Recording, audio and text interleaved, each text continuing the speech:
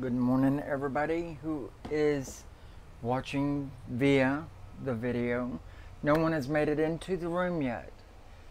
Waiting for our first visitors before we begin our topic today. Super rainy out this week. I love the wet weather. Really do. It inspires me toward my gardening, to say the least. And I have really been in that frame of mind. Okay. Is anyone going to join us in our chats today? Hey, Tattoo Dolly, how are you doing? Merry meet and bright blessings to you. It's good to see you. Hope you're enjoying your morning this far. If it's morning where you are, where are you from, Tattooed? And where are you from, Yabgu? Talon, great to see you. Greetings. It's lovely to see you guys this morning. And I was just so super inspired by all the weather that's been going on. Great. Merry meet and good morning as well. From Denver, Colorado. Well, welcome to Texas, or wherever this is, somewhere in between all the states, I would think. Angie, it's good to see you. New Angel. Oya suminase. Ohayo gozaimasu. New Angel. Yabgu. Tonga, Turkey. Marriott C. Blessings and merry meet. Bright blessings to you. It's good to see you as ever. How is everybody doing today? I hope great. Yes, I am finally getting the rain that I desperately need because it was so dry for several months, actually. I had to go out and actually water my own trees because, you know, we did not have the water coming up. Yes, I'm from Houston. Not very familiar with Texas, but I have family out that way. Well, that's cool. I've been here in Texas all my life. No, that's not true. I lived in Montana off and on for 4 years, and I lived in California for 6 months. But for the most part, I lived in Texas. Don't know if I want to stay here, though. I'm wanting change drastically. Turkey. What about Turkey? Let's see. Anyway, yes, the weather has been coming down with the rain for the past week, and it's super inspiring because we were so dried out for so long. And, you know, so my mind has kicked into gear about the gardening, about plants and foliage, foraging, and things of that nature. And so I thought, well, what a lovely topic for today. I mean, we as witches should know above anybody else that herbs are not just for casting spells. They have other purposes as well. Eating and healing being two of the prominent. Let's see, so thankful to no longer have in-home physical therapy with Nurse Godzilla. Yeah, I know what you mean. My father, whenever he was alive, he was going through his cancer bout, and he had a couple of very hefty nurses come in that would just about beat the hell out of him as they were taking care of him. I'm sure it wasn't their purpose. Nova Scotia, too, but that's nothing new. Rain is good, you know? Rain is wonderful. Howl is everything. Howl. Good topic. Venus is Taurus, Earth, sign, and Venus rules planet life. I thought it was a good topic. I mean, like I said, I was sitting here this morning and the rain started coming down again. I had heard it kind of thundering in my sleep all night. And, you know, it was just super inspiring for me. And it has been actually for the past week and a half or so. I've been kicking into gear on gardening because I wasn't going to do that this year, going through all the health bull crap that I was and am. I didn't want to go there.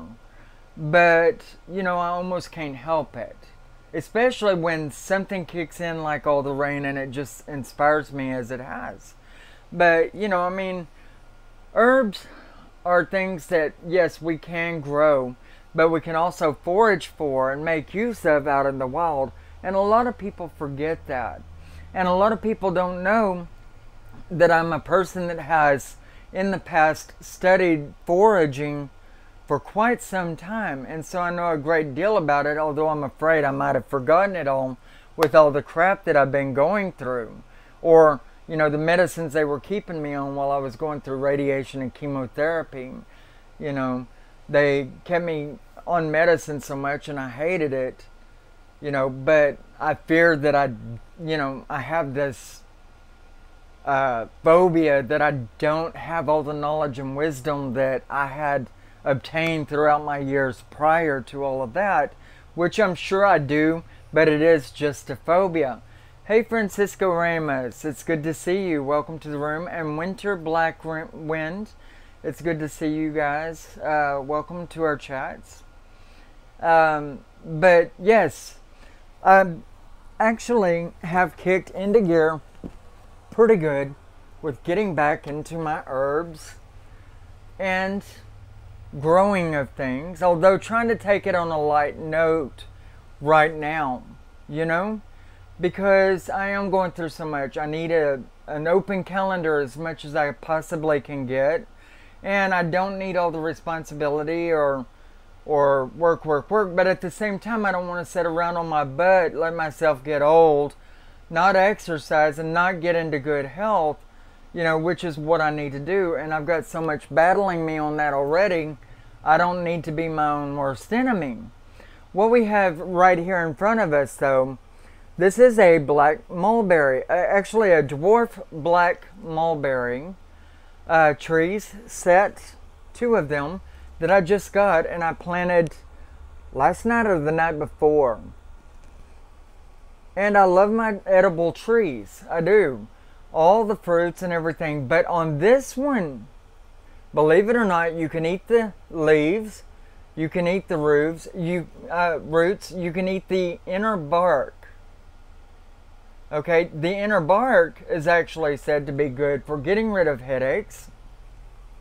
The roots obtain a great part of its nutritional value, but all the leaves do likewise. And the berries, they're just tasty as hell, and they have all the vitamins that you could possibly need. Hey Majka? Okay, I'll Majka, I think.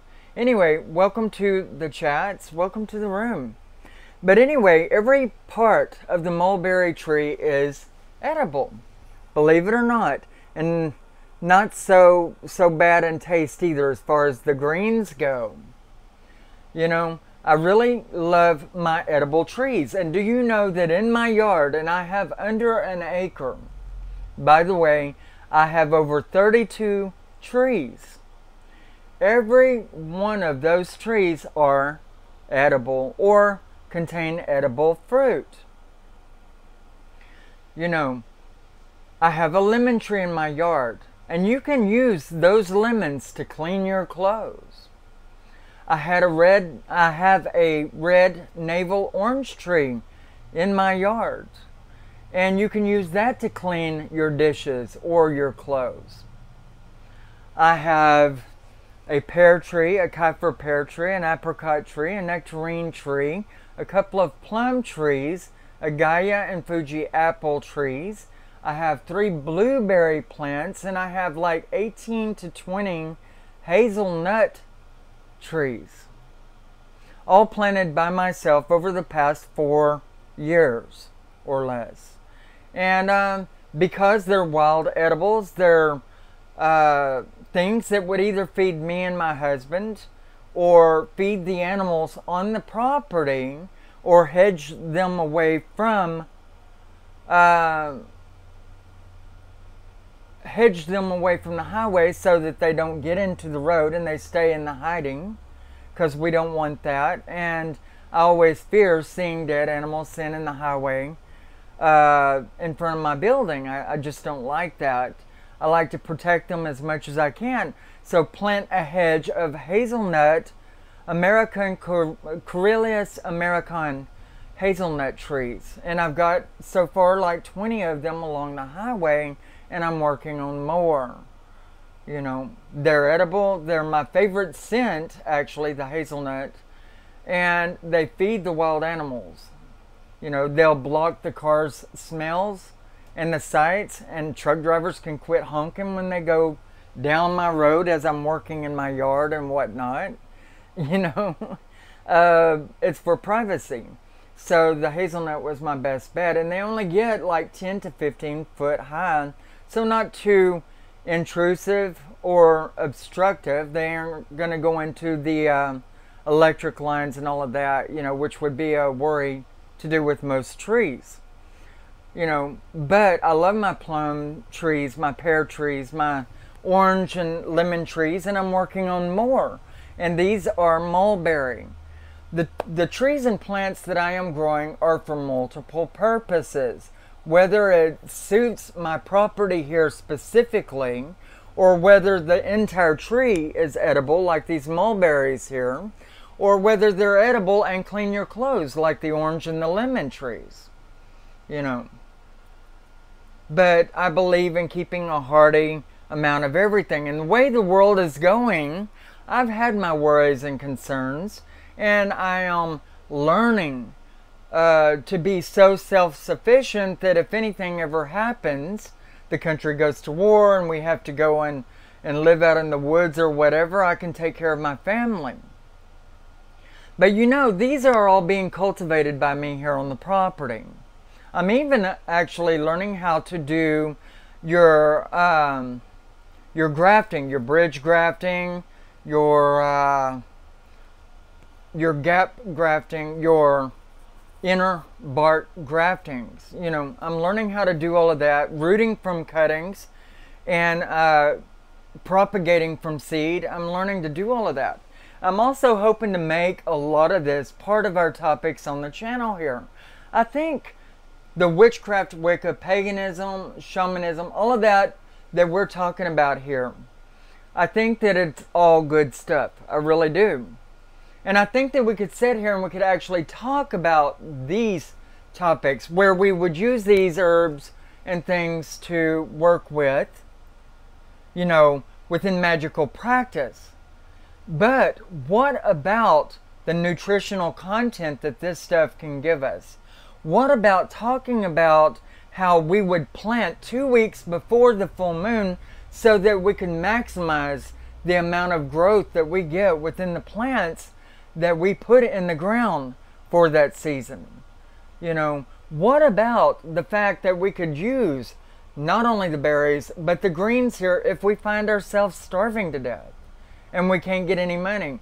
Say I get to where I can't do my readings anymore here at the shop, you know, what if, you know, what if? Okay, what if the country goes to war? We're drawn out, you know, into the country and have to run for the hills because, you know, we get attacked by somebody. Well, you know, find the wild growing trees such as the mulberry, and you can find them pretty readily because they are actually considered to be an invasive species, an invasive tree altogether. You know, and so really you can find a lot of help from things like this. Not only that, if you find yourself out in the woods and with no food, these little guys, if you find one, you can not only eat these, you know, the bark, the inner bark, which is edible, the roots, the leaves, the berries, but also you have all the little animals that would come up under it to feed on the berries. And so you won't do without meat if you have to have protein. And let's face it, we need protein to be able to regenerate, to be able to heal when we are wounded, to do the things we need to do to get by, because without protein, we'll whittle down to nothing and starve to death. And that will happen whenever we get so drawn out of energy from not eating the right things, that we can't move to find our own food anymore. So, you know, not only do the trees help by producing the food, but they draw animals to itself so that you can acquire food. And I know a lot of you guys who might be vegan might not like to think about this thing. But I've already told everybody on this channel that I and my family are hunters by nature. We don't ever take anything more than what we need, but we will do as our ancestors did and their ancestors before them. In BC, lamb's quarter is a good one, and I've planted some of those out of my yard on purpose, although a lot of people like to consider lamb's quarter to be a weed. It's a weed that pops up everywhere and tastes neutral like plain lettuce. And that's good because you don't want the bitter herbs, although if you're starving to death and you're out in the wild, you're going to be inclined to say, you know what, screw it, I'm eating this shit, right? But lamb's quarter, I've actually, one year, I brought in a box of different herb seeds, okay? And lamb's quarter was one of it. And your dandelions of different sorts, as well as many other different things. Now my land is so sandy, I'm having to basically haul in potting soil every time I want to put anything in the ground, and a great deal of it, you know, just to get them to grow, because my land is anything other than fruitful. I've managed to make it so with everything I've planted, and grant you, in under 10 years, all the leaves blowing off my trees and you know, all of that, whenever fall comes and all of that, will gradually beef up my property with dark soil. But it's going to take a long time. In the meanwhile, I'm having to prepare it before anything can actually work here. I feel energies from my food, plants and animal based especially. We do need care about where our food comes from, and nobody will care as much as the individual putting the food on our plate. And that's true. No matter which way you look at it, no matter what area you're looking at the topic from, this is true. Other people can complain about you eating meat because they don't agree with it, but in this earth, you know, we have to provide for ourselves. There are actually plant protectionists as well as food, meat protectionists. You know, people that are out to conserve this or conserve that, whatever you look at. But if we conserve everything, then we're eating nothing. And that's just an impossibility. Although I will state 100% that people actually need to bear in mind that you do not take more than what you need. You don't waste it. You always give it back to the earth. If you take the husk off of it, give that back to the earth. If you take the seeds out of it, give that back to the earth, or the rind, or whatever. You know, but what we take, we always have to give back. And we need to consider that we shouldn't take more than what we need. Respect. And when we take it, when we take a fruit off of this tree, when we take a fruit off this tree, then we need to do it so gently that it doesn't damage the tree. Hugs and love to you also, Winter. You know, but we've got to conserve things. We've got to treat things right. We have to do things right. We have to give back. And, you know, perhaps we need to consider, okay, I've just come and I've harvested 2 bushels of berries off of this tree.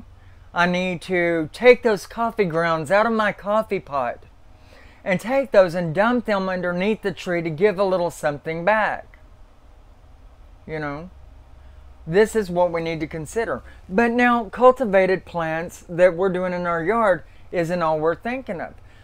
We need to think about, okay, what if we can't get to the grocery store? What if we are starving? What if we're stuck because airplanes go down, cars break down, we get stuck out in the woods and nobody there to help us?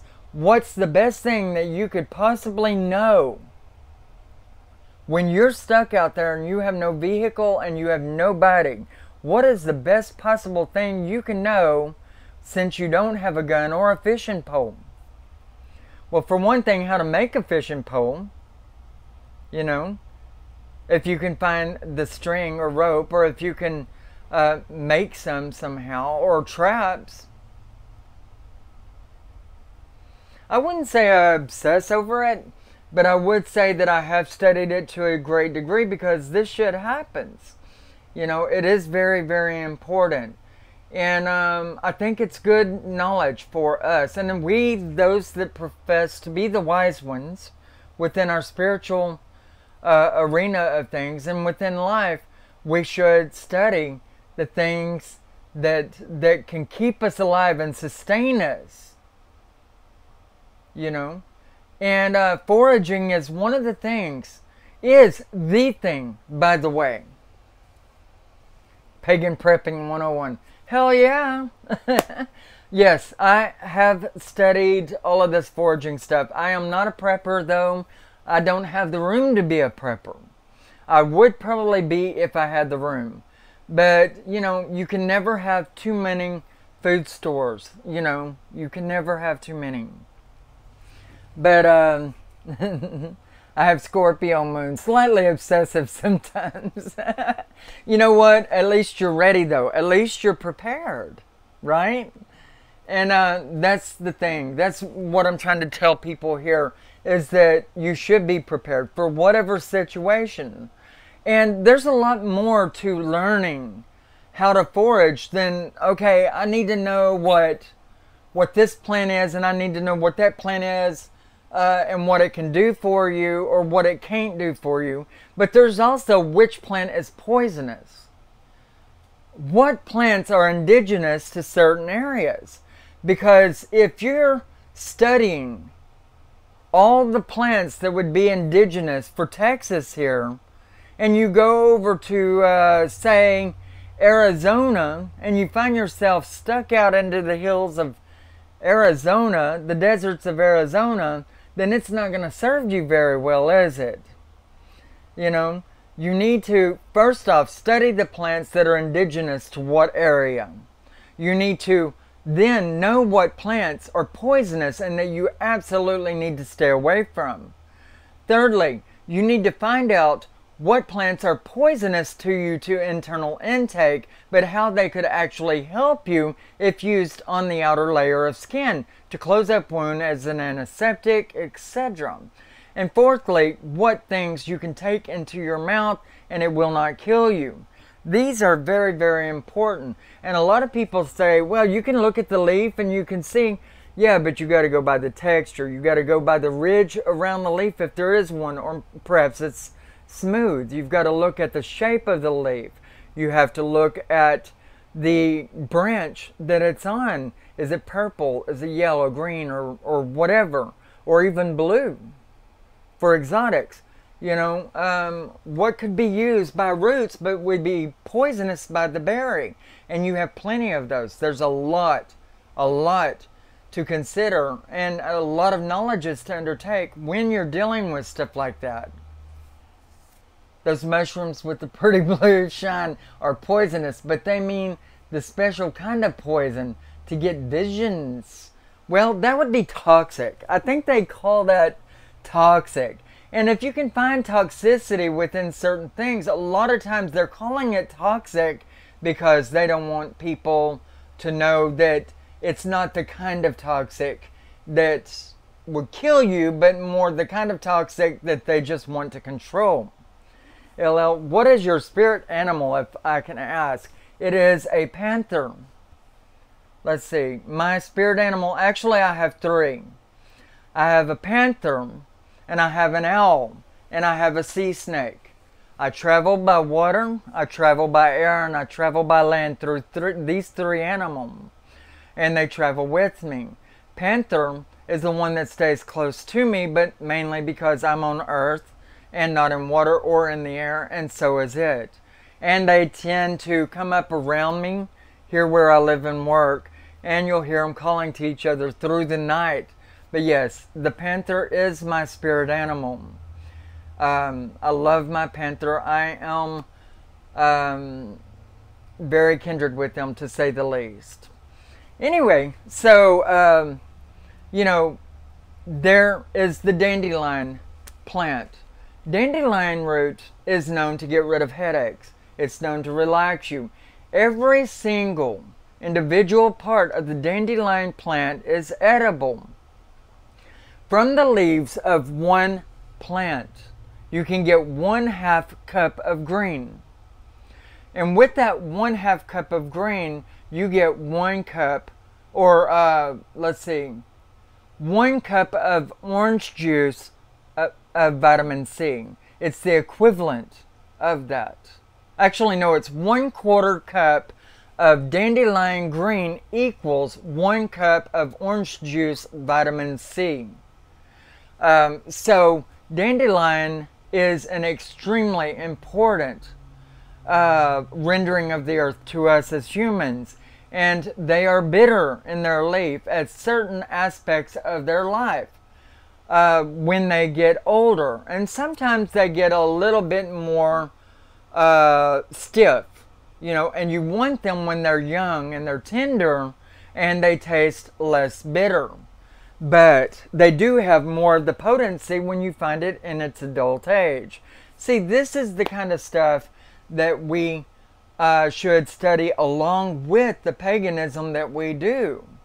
And I hope to add a bit more of it to the channel for us to talk about gardening, potting up plants, grafting, the 3 to 4 different ways that you can actually graft, rooting cuttings, planting and propagating. There are things like that that we can discuss. Also, creating and crafting by hand. That's stuff that we could talk about here on the channel. Making wine. Now there's an interesting one, and I'm with you on that. I want to make a wine with those mushrooms that give visions. I have almost a pound of some in dried form. Just not sure if dried shrooms would work for wine. They're not going to give you what you want. They are not. If you are going to make wine with mushrooms, then you definitely need fresh, right out of the cow pasture, or off the right tree, and you need to know and make sure. And since people are talking about that in the room right now, to assure people's safety, I want to say right here, right now, there is 150 poisonous mushrooms to that one mushroom that is not poisonous. And so when you are guessing as to whether a mushroom is poisonous, then your odds are stacked against you if you don't know what you're doing. So do not, I repeat, do not go out and just start gambling. I mean, seriously. And let me remind you that in certain parts of the world, those mushrooms can be so toxic that they would seep through your skin as an oil and can kill you instantaneously. Let's see. I would maybe just make a good wine and then soak them in it. That's what I would say. Or, you know, just quite simply get a nice spring tap water, get it to a heating boil, let it cool down just a little bit. You just kind of sterilize your water by boiling it for a minute. Let the boiling taper down to no boil. You don't want it to be boiling whatsoever, by the way. And then you want to fill it up with the mushrooms to about, let's say, 3/4 of the way, and then you want to cover it and you want to leave it, you know. And if it's an insulated place that you're making your wine, then it would be all the better because it can steep longer and hotter. But I don't know that I should be talking about this. Making wine, anyway. But anyway, basically, you should learn what white willow bark. Okay, if you're out in the wilderness, white willow bark can help you to get rid of your headache. It's also a good astringent. There are other good astringents likewise. honey if you find a bee's nest. You know, but you have to be careful in collecting that honey by all means. Kombucha, yes, a fermented, that's where you make the tea using a SCOBY and you can transfer the SCOBY and let it go on. Apple cider vinegar. Let's see. Although kombucha is fermented, that might be interesting to try. It sounds nasty as hell. But I have studied kombucha, and I like the idea of it. And for those of you who do not know, it's apple cider vinegar wine where it has a SCOBY that grows around on top until it covers. And it's a big animal. It makes a big animal. And this could be transferred, or you could strain off the majority, add some new fresh apple cider vinegar, and it'll keep on keeping on, you know. But it's full of nutrition, and they say that it's really good for you. The Japanese people prefer it as a type of wine. Having picked my mushrooms, I ordered a kit and grow them myself. The only time I ordered a kit for that, the federal agency ravaged my box and sent the box with a warning label on the inside saying the contents of this box has been obtained by federal law for its content or whatever, you know. That's what it says. I generally try to compost, but here I have to do that in such little quantities it don't make any real difference to me, because I'm right here in the middle of the city and they have stipulations against that. You've got to love how the law regulates us against anything we would typically do and prevent us from living if they possibly can, because every single damn thing is against the law. And I'm sorry, I'm very, very passionate about that. And now since we're talking about a very, very relaxed matter, then you're going to see my passion come out a bit more. Got to go. Well, Angie, it was really good talking to you. I'm sorry you have to leave us so early. Come back and visit, and it won't be long till our next stream. It doesn't taste bad at all. No, it's not vinegar. Kombucha is black tea. I guess there's several different kinds of kombucha. Let's see. Because the way I had learned it, it was an apple cider vinegar. But like I said, I guess that there's a couple of different ways that they make it. And sugar, a SCOBY, not apple cider vinegar. But you make apple vinegar the same. Oh, okay, yes, it's been a long time since I studied that. You're right. You're right. It is a black tea. It is using a SCOBY. And the longer it sits there, if it sits there way too long, Mary, it does. It becomes vinegar. You're right. I'm sorry. And thank you for helping me with that, because I did forget. It was years ago when I studied using the SCOBY. So you're right. Absolutely. Yes, you can make it with different teas. And that's true too. You can make your apple cider vinegar doing this. Although, you know, there are better ways, you know what I mean, than to keep something just sitting around for a long period of time. Another thing that goes along hand in hand with the topics that, and maybe that's for a different show, and I don't know, using tanning rabbit hides and things like that to use them for our clothing when we get lost in the woods, or if we become unable to take care of ourselves and we happen to get an animal that could help us sustain our body and keep us warm. And everybody knows that we would do that if we have the need to do that. It's eating the sugar. No frobs. I like this stuff a lot. Yeah, I do too. I like the way that things work. Although I will say I was horrible in science in school all the way through. I was absolutely horrible with it. I guess it just takes some of us to start relying on ourselves and learning so many other lessons in life to really appreciate the things that are put out there in knowledge for us to really pick it up and start actually doing anything with it, you know. But I mean, I love this kind of stuff. I love foraging. I love knowing how to use plants and trees to sustain and to get rid of headaches, or to use as an astringent. And there are plenty of astringent plants out there. And if you don't have a salve to keep it locked onto your body or anything, or a bandana to tie it onto your body with, you can, mix it in with a bit of mud and then pack it on and then cover it with something, and that would keep infection out.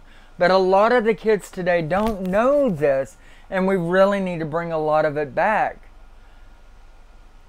No, well, yeah, actually, my Kiefer pear tree is generating fruit. My orange tree is generating its first fruit right now. My nectarine is giving fruit, and my apricot tree is giving fruit. My hazelnut trees are still too early and not too hardy yet to give the fruit, though I've been seeing catkins on them, so it won't be very long. My blueberries are definitely giving fruit and have been for a while, but mind you, I've been just trying to get the root systems hardy, and so I pick the fruits off and I don't let them generate that yet, because I'm wanting the energy to go into the trunk of the tree, the branches and the leaves to sustain the trees through the hot summer, because I'm planting them in sand and I'm having to nutrition them through organic methods and things like that, bringing in stuff that I would put on them. So they are bearing fruit, but I'm not letting the fruits come to term yet, because I want the energy to go into the roots and the tree itself right now. This land that I'm on, as I said in the earliest part of the show, it is not that sustaining for the plants that are on it. So I brought them in. I brought the plants in. My trees and plants are the only ones on the property. There are no wild trees. And I have to put the nutrition on. I have to supply the water, and in great abundance since it's on sand. But yes, I do have some fruit. I just don't eat them yet, and I wouldn't think that they're hardy enough to eat actually. Let's see. And I'm still bringing in new plants, whenever I get these a certain length of time through, get them hardy enough so that I'm not having to baby them so much. Because I made a big mistake whenever I first started bringing in trees here. I brought in quite a few, I mean a lot, all at one time.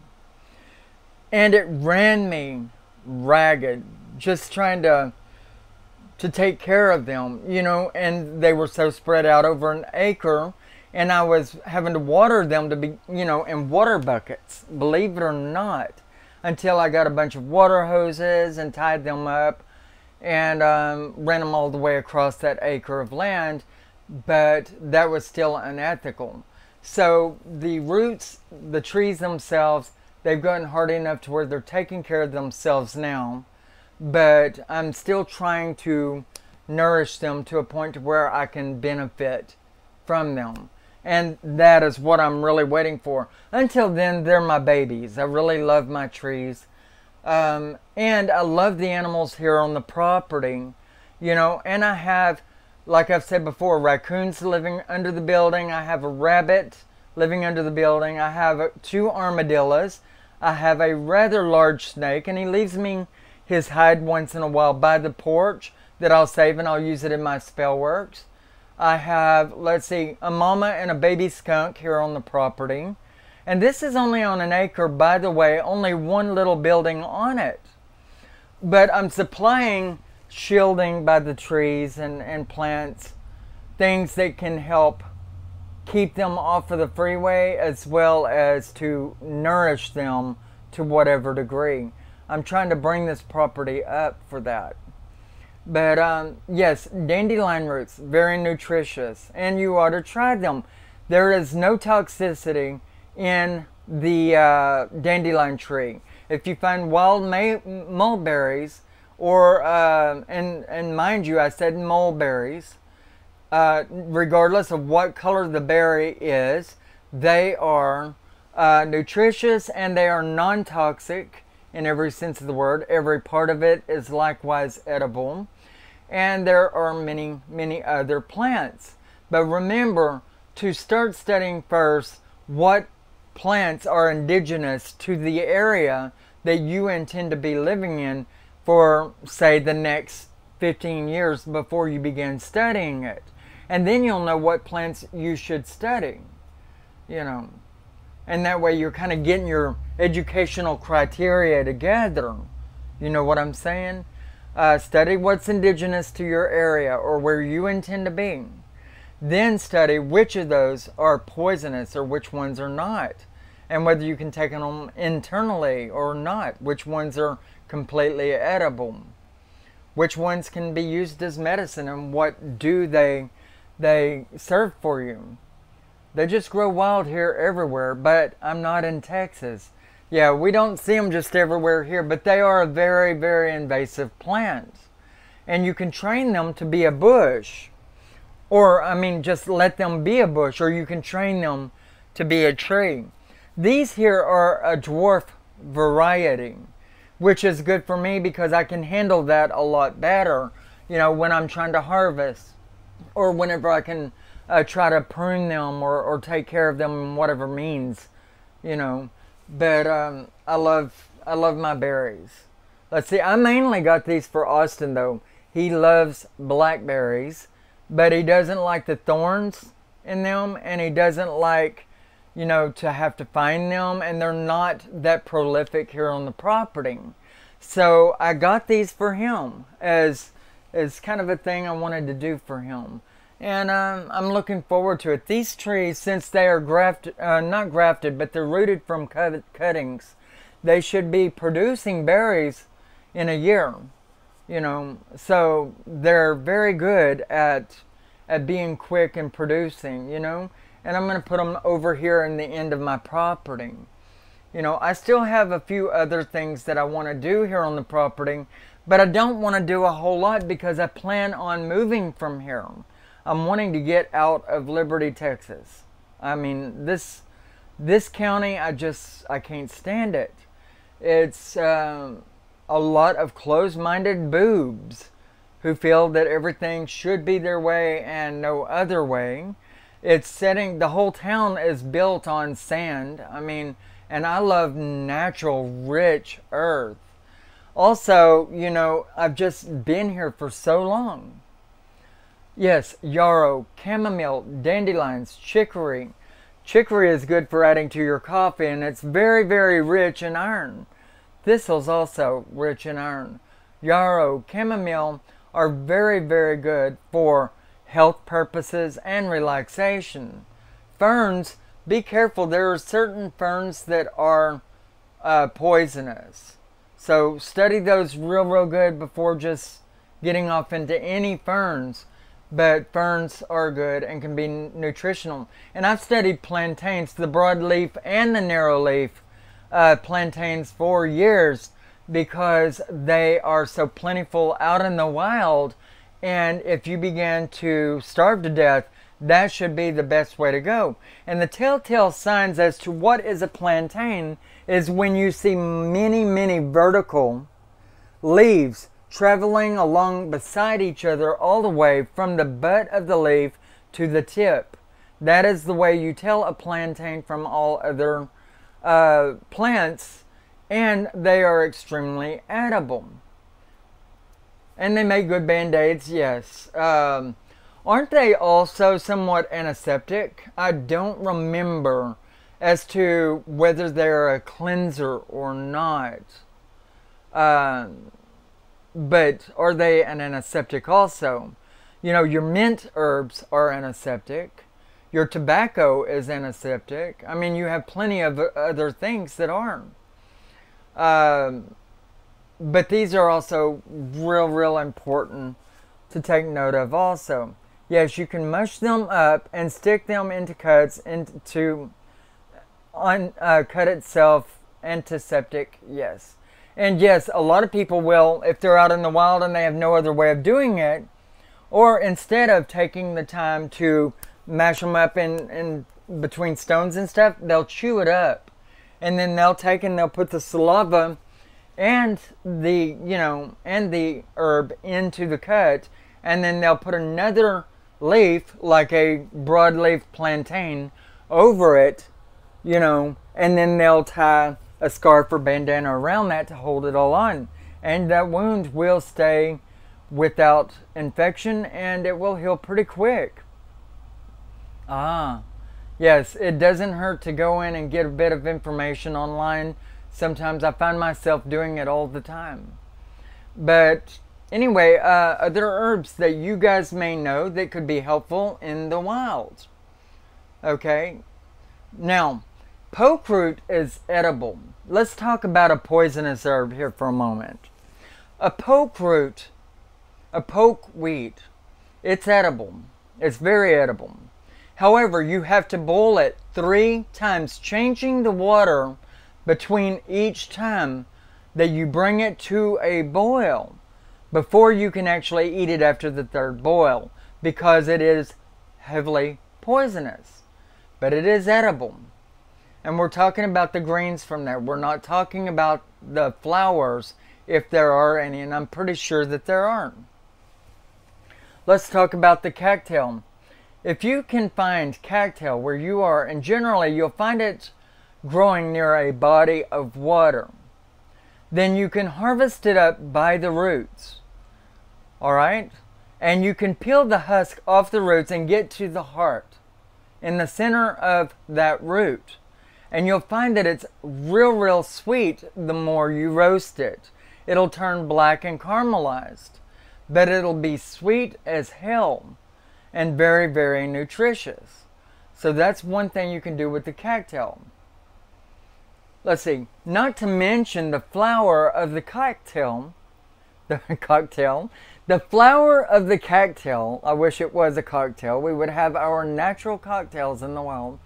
The flower of the cattail, and by flower I mean the puffy, cottony top that you find on the cattail. It can be pulled apart and used as tinder to start a fire. Whether you're bringing a fire about by rubbing 2 sticks together, beating 2 flint rocks together, or a flint rock against a regular rock, or just have matches or a lighter. Your cattail fuzz is good to use for tinder, and the root is heavily edible.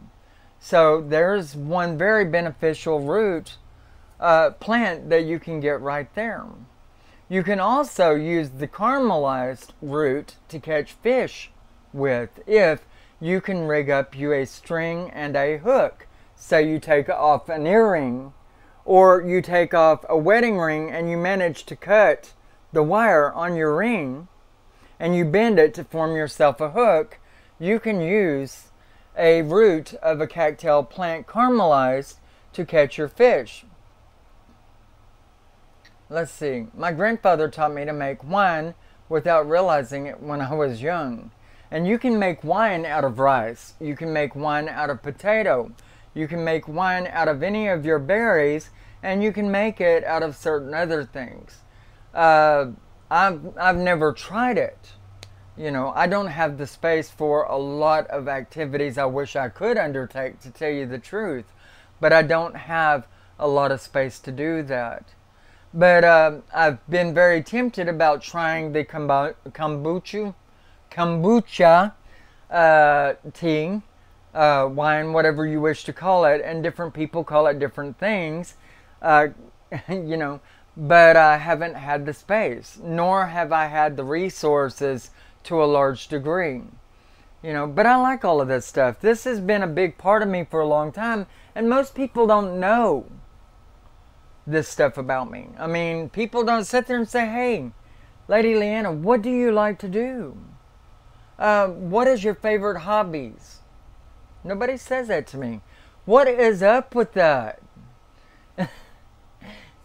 Peachy, that sounds good. Peach wine, that sounds awesome. Do you know what I really like though? Peach sake. Peach sake. I love my sake. And I love it heated. I like to heat my sake up before I serve it. and it's not necessarily supposed to be heated. As a matter of fact, they say the sake is supposed to be served room temperature unless it is a lower grade sake. However, I like to serve mine warm regardless of the quality because it makes it stronger tasting for me, as well as it just adds je ne sais quoi, ce soir, if I might say. I don't drink, but I would sniff it for fun if you put it close to me. You know, I don't drink a lot either, but I like to sip once in a while. Generally, I like to do my Japanese tea servings whenever I've got company over and things of that nature. You know, I like whenever I visit to serve tea for the most part, and I like to put that together with things from my garden whenever I've got a garden or whenever I can. This year, what I'm planning on doing is working on my vertical gardening. It's something that I've never really tried before, although I have tried above the ground gardening. This is only different in the way that as far as your above the ground garden, it would have sides on it and it would have drilled holes all along it to where you could plant herbs all the way down it because it will have been filled with potting soils and dirts also. Hi Lady Leanna, I've been using mugwort recently as a tea, and I've smoked it too. And I used to smoke a lot of mugwort whenever I was trying to quit smoking, and whenever I was using it shamanically as an astral projector, although it really hasn't got much of the connotations behind it, but you would add a lot of other stuff that does. Mugwort is very subtle in its relaxation qualities. Quality. I've smoked it too. It can bring on lucid dreams, that's true. It doesn't for me yet, but I've slept so much better. It's very calming. It is. It's a calmative herb, and it can be used along with chamomile and valerian root, if you can stand the smell of valerian root, and and it can wipe you the hell out.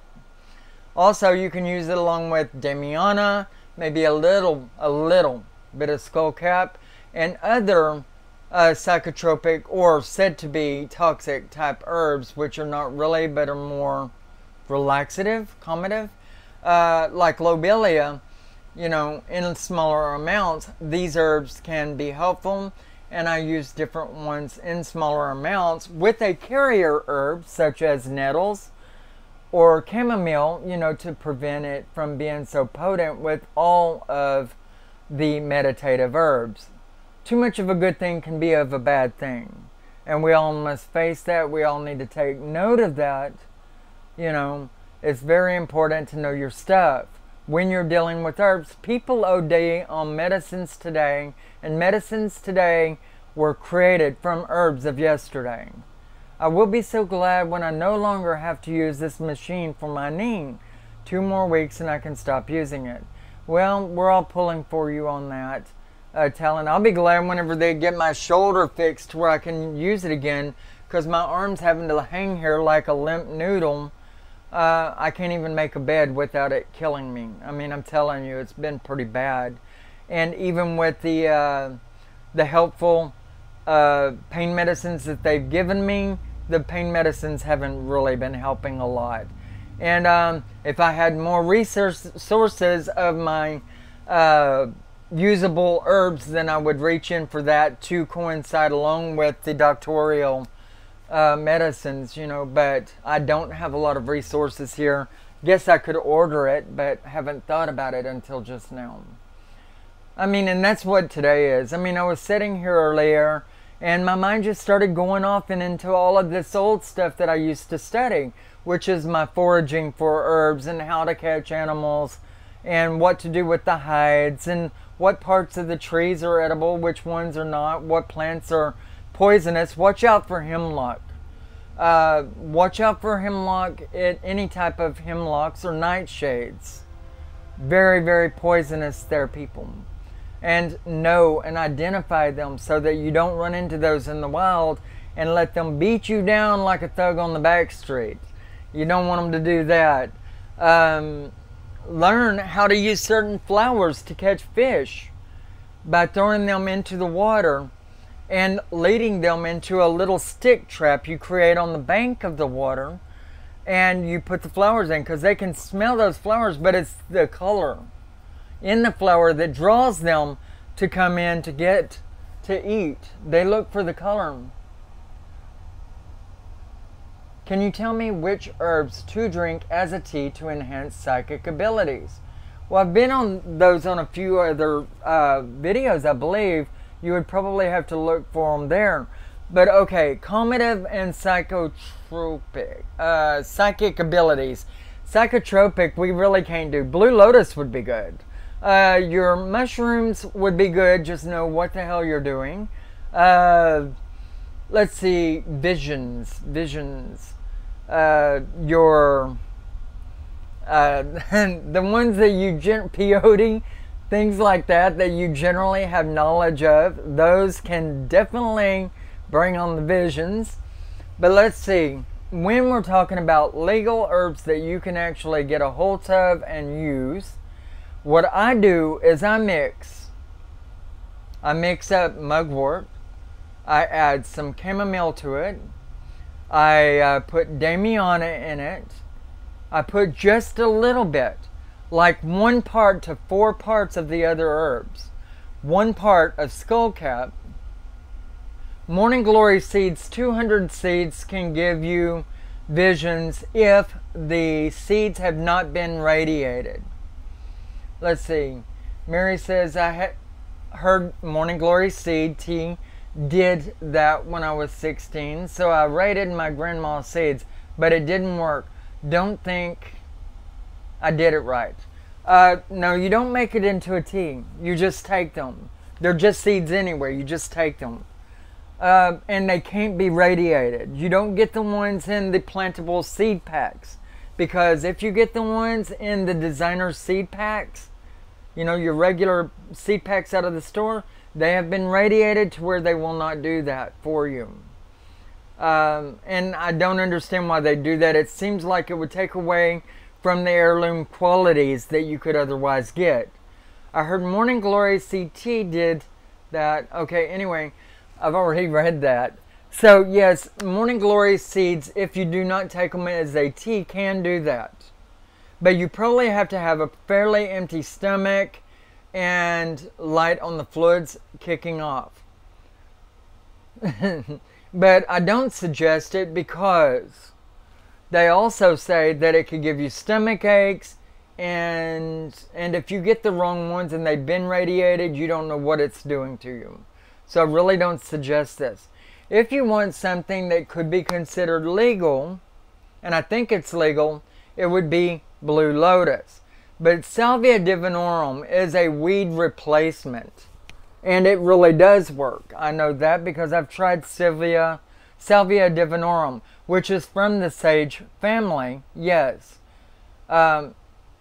Sativa is a name of a sage family, but it is usable. Sativa, or was that stevia leaf? Anyway, Salvia divinorum is, and you can get it in 10, 20, and even 50 times quality, but it is so expensive that it's not even worth it. I'm not a person that smokes any of it, except for your lighter herbs for astral projection and meditation. I don't actually go in for any of the very harsh-hitting herbs or anything that could be considered illegal or whatever, because I just don't need the pain in the ass of the cops harassing me. Although I don't judge, trial, or condemn anybody else who does whatever it is that they feel logical. The way I feel about it, the earth gave us these herbs and plants to be used in the ways that we would need them, and they should not be regulated in any way, form, or fashion, be it that they are used in their natural state. However, if people are drawing out qualities in their unnatural state where it's in such a tight, complex quantity in one little amount, then they're trying to do with it and keep their life in a turmoil, and it's not good for them, and they're going to kill themselves or hurt somebody else. And so there, I can't condone what some people do with that. Abusing herbs is never good, and I've always said, take what you need and leave what you don't. Treat the plants good, give back to the earth for everything you take, and respect it. Those are rules of nature. They're not my rules. They're not the rules of the land, you know. And it's not saying don't smoke your favorite herb, or don't take a potent herb if you want to take it. It's saying that if you're processing something, you're taking it out of its natural state, and you're putting it into such a tight-knit quantity that it can either kill you or cause you to kill somebody else, then it's not worth it. And at that point, I can say that you're doing wrong, and I can stress my feelings on the matter at that point. And I do have some pretty heavy feelings against that. You know, there is such thing as abusing that which we're given. And the higher power didn't give it to us to do that. Things are put here for us to nutritionally keep our bodies up and healthy. You know. But I love foraging. I love growing plants. I love gardening. I'm hoping to bring more of that to the show wherever possible. Although, as you've noticed, there's only 7, 8 people in the room at any given point or time. And that's because there's a lot of people that don't understand the value of growing plants, or what you can do with them, or respect the need to respect the plants or the earth, and so that we can continue living in the future. A lot of people just really don't realize that. And so this topic may not seem that important to a lot of people, or a lot of people may just simply feel that I'm boring because I'm talking about this. But in all reality, this is life. I mean, this is life. And if life is boring, then you really do have problems. You really do. I don't know what 5-HTP is. I'm sorry. I recommend. I'm sorry, I don't know what that is. You'll have to be a little bit more specific.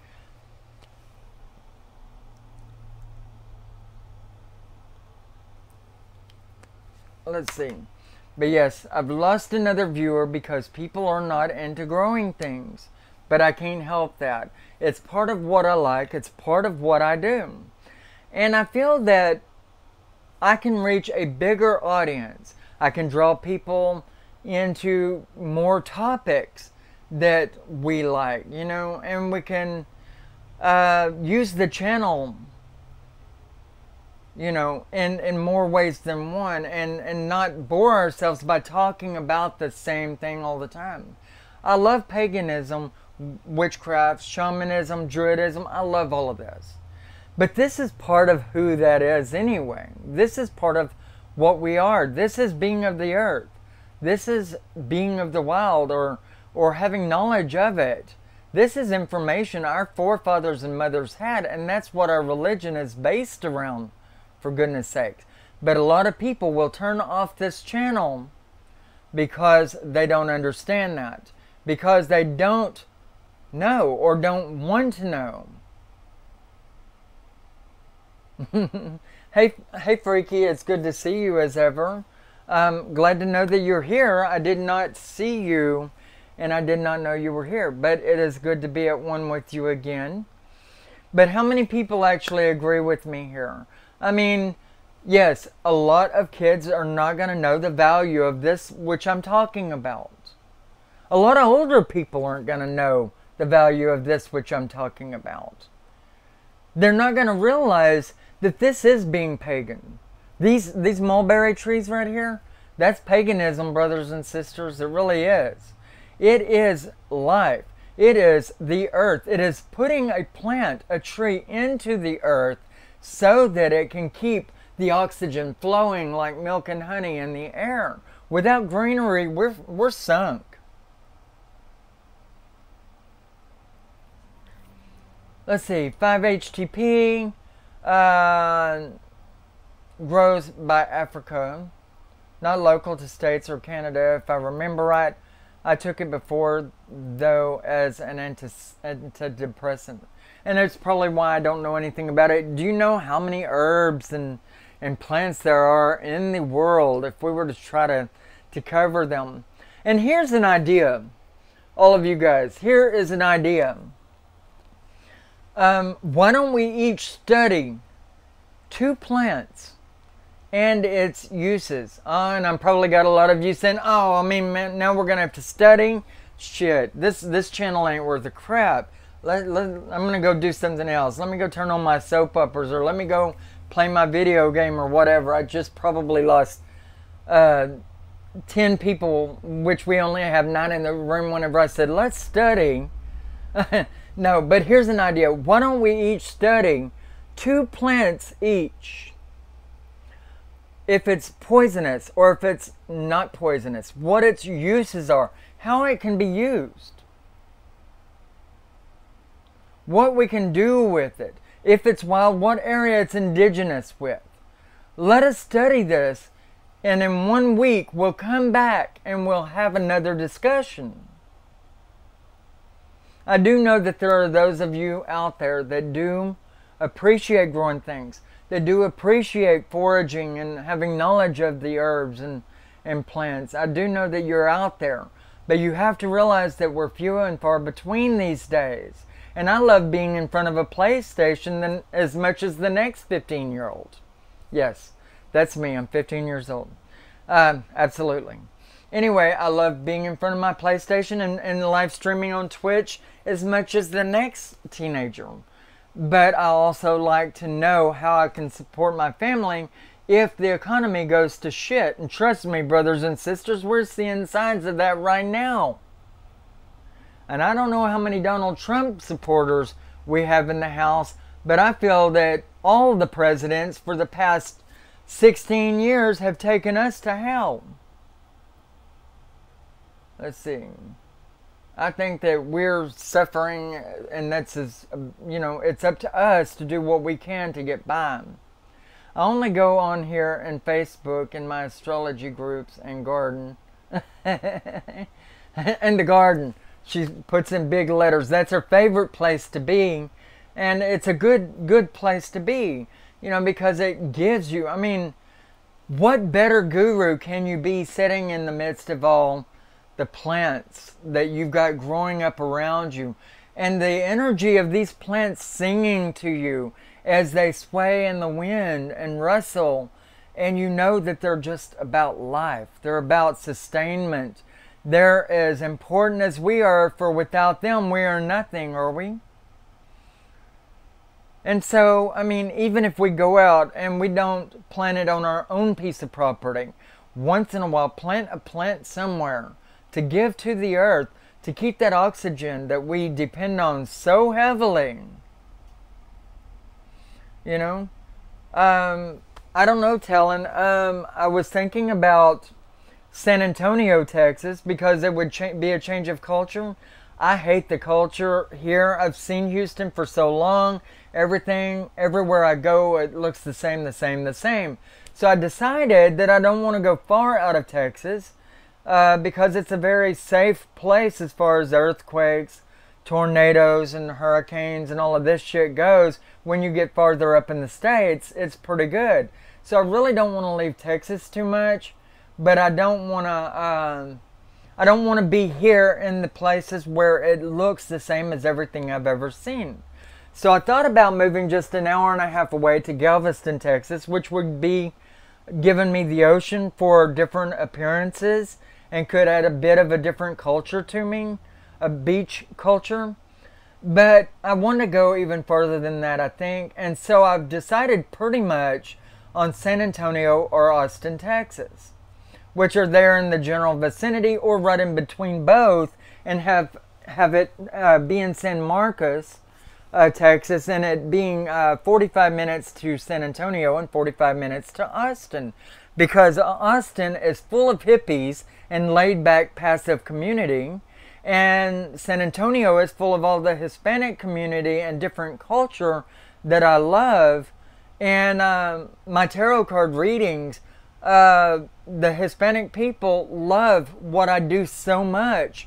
It would be just an open door for me to go in and have a base business almost right off the get-go. And so I love the people up there. I love the culture there. in San Antonio, and it's that or Austin, and I love the people and the culture there. I saw a video on Facebook on how to root the top of the pineapple in water, and I've done that many, many times, or my family have, but it is really a filthy, filthy process, and it can be very stinky too if you're not careful. You've got to keep that water changed, maybe add a little vitamin supplement into the water to get those roots going. That's a good idea, Freaky. I like the idea. Tip for someone later, maybe. Robin the Page family. What? Family. Look him up if you want. He built Earth ships to live in, all sustainable in Canada, and makes almost all his own food. I watch all of this kind of stuff all the time. I've probably seen some of his stuff, to tell you the truth. Let's see. Also, look these awesome people up, maybe. They are all close to LL. Me. Garden of Eden, Kennedale, Texas. There's a lot of good places up around me. Florida, Louisiana. People that like to do these kind of things because it is such a good area for pretty much all plants, you know. But I still kind of would like to get out of this general area that I'm in and go up towards San Antonio. I still think that San Antonio would be a pretty good place, although there may be colder winters than what I've got right here. You know, Texas is so big, the climate changes drastically before you get all the way out of Texas, where I'm all the way on the very bottom, you know. Anyway, so these are some ideas for you guys, and I do suggest everybody to start studying about foraging, some of the plants, what they could do for you. What places are they indigenous to? And that is actually the foremost thing to studying if you're going to get into studying plants. Find out what's indigenous to the area that you intend to be in for the next 15 to 20 years before you begin studying those exact plants. And then you'll be on with what you should be studying. I wish I could be where it's warmer, but if it's not warm, you can make these earth ships. They stay warm all year. Yeah, or I mean, there are different kinds of greenhouses and things that you can make that would make everything go really well for you. And it's highly advisable. As a matter of fact, I would like to get to where I can grow all through the year here in Texas. And so I'm thinking very heavily about creating me a greenhouse back here behind my building. I would love that, and that way I can go out there and I can do my gardening, and I don't have to watch my plants wither and die away. They can just keep growing and growing. But yes, I love all of this kind of stuff. Anyway, I do suggest everybody study 2 plants maybe, real heavily. Its connotations, what it does for you, where it's indigenous to, what you can do with it, how it's used. Study those and bring it to the table next week when we meet on this subject again. And we will, trust me. Yeah, I've got some grow lights here in the house, red and green. I like my grow lights, but I don't have a lot of room, so I've kind of quit having or being able to actually do any growing. Before season comes. I'm having to do it directly outside, but I'm going to set me up a workbench and at least a small greenhouse for starter plants like before every January here now. That way I can do the things that I really like to do. Anyway, you guys, the acid reflux is really starting to kick my ass. I need to get off of here and tend to that and other matters, so I'm going to say goodbye for the day.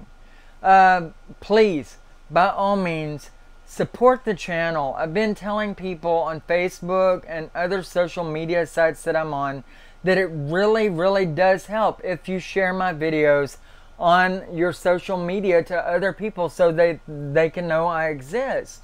And it'll keep the channel going. Otherwise, I could go and the channel could be lost. And I don't want that by any means.